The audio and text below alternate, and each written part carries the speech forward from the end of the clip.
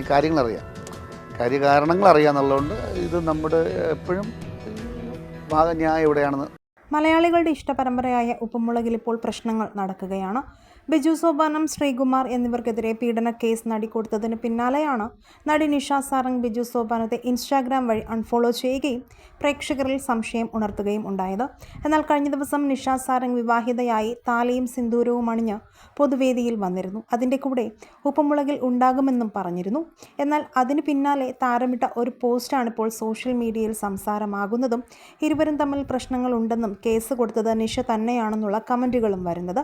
താരത്തിൻ്റെ പോസ്റ്റ് ഇങ്ങനെയായിരുന്നു: സത്യസന്ധമായി ജീവിക്കുന്നവരുടെ ജീവിതത്തിൽ നിന്നും പലരും വഴിമാറിപ്പോയേക്കാം. കാരണം മനോഹരമായ കള്ളങ്ങളെയാണ് പലരും ഇഷ്ടപ്പെടുന്നത്. സാധാരണ സോഷ്യൽ മീഡിയയിൽ വലിയ ആക്റ്റീവ് അല്ലാത്ത നിഷ ഇതാരെയോ കുത്തി പറയാനിട്ട പോസ്റ്റായാണ് പ്രേക്ഷകരുടെ വിലയിരുത്തൽ. അതിലൊരു കമൻറ്റ് ഇങ്ങനെയായിരുന്നു: 9-10 വർഷമായിട്ട് ഒരുമിച്ച് അഭിനയിക്കുന്ന ആൾക്കാരാണ്. എന്തെങ്കിലും പ്രശ്നമുണ്ടെങ്കിൽ പറഞ്ഞു തീർക്കണം.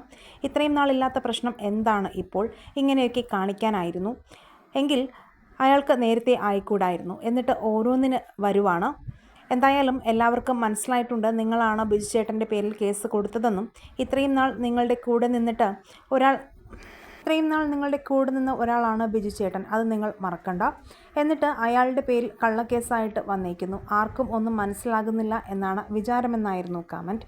ഈ വിഷയത്തിൽ നിങ്ങളുടെ അഭിപ്രായങ്ങളും ഉപ്പുമുളകിലെ നിങ്ങളുടെ ഇഷ്ടതാരവും ആരാണെന്ന് കമൻറ്റ് ചെയ്യുക. വീഡിയോ ലൈക്ക്, ഷെയർ ചെയ്യാനും ചാനൽ സബ്സ്ക്രൈബ് ചെയ്തൊന്ന് സപ്പോർട്ട് ചെയ്യാനും മറക്കല്ലേ ഫ്രണ്ട്സ്.